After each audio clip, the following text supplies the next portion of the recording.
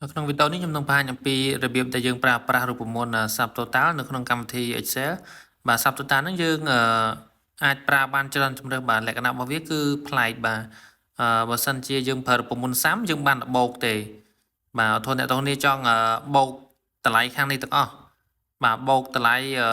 cell ទាំងអស់អ្នកទាំងនេះត្រូវប្រើរូបមន្ត Sum បាទប្រើរូបមន្ត Sum បើសិនអ្នកទាំងនេះ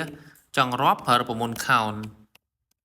បាទបើអ្នកនរនេះចង់រកតម្លៃធំរករូបមន្ត make បើចង់រកតម្លៃតូចរករូបមន្ត min បាទឃើញទេអញ្ចឹងគឺរូបមន្តមួយហ្នឹងគឺវាមានមុខងារតែមួយទេបាទចង់បូក sum ចង់រាប់ count ហើយចង់រកតម្លៃធំ make រកតម្លៃតូច min ហើយមានចង់រកតម្លៃមធ្យមភាគ average បាទអញ្ចឹង average យើងមានរូបមន្ត average អញ្ចឹងឃើញមានច្រើនរូបមន្តហ្នឹងដល់ពេលគេបង្កើតរូបមន្ត subtotal នេះមកគឺបានទាំងអស់មានន័យថាខ្ញុំចង់បូកអញ្ចឹងដាក់ស្មើ subtotal បាទ subtotal មកហើយវាគេមានជាជំរើសឲ្យយើងនេះបាទគាត់ឲ្យវាយ subtotal បើកវងកញ្ចក់មក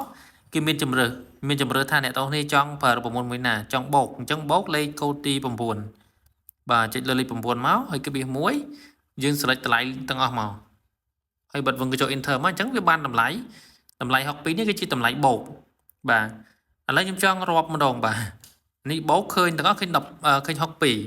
ឥឡូវខ្ញុំដូរចិត្តតែខ្ញុំចង់រាប់មានចំនួនប្រមាណ cell ហ្នឹង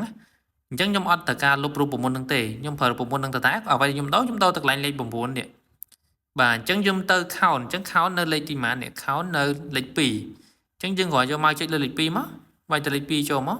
លេខ2មានន័យថា count អញ្ចឹង enter មកបាទវារាប់ឃើញវាតម្លៃថា5ទាំងអស់មាន5ហើយខ្ញុំចង់ដូរចិត្តថាចង់រកតម្លៃធំអញ្ចឹងខ្ញុំលុបលេខ2ចេញលុបលេខ2ចេញ count តម្លៃធំ make នៅលេខ4ឃើញទេអញ្ចឹងវារកតម្លៃធំអញ្ចឹងតម្លៃធំជាងគេ20បាទ20គឺធំជាងគេក្នុងចំណោម5ហើយខ្ញុំចង់ដូរចិត្តថារកតម្លៃតូចបាទ min បាទ min គឺតម្លៃតូចអញ្ចឹង5តូចបាទអញ្ចឹងនេះគឺជាលក្ខណៈ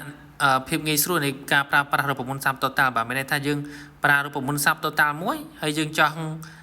សាំចង់បូកចង់រាប់អីគឺយើងប្រើបានទាំងអស់យើងគ្រាន់ដូរលេខកូដទេដូរកន្លែងលេខនេះ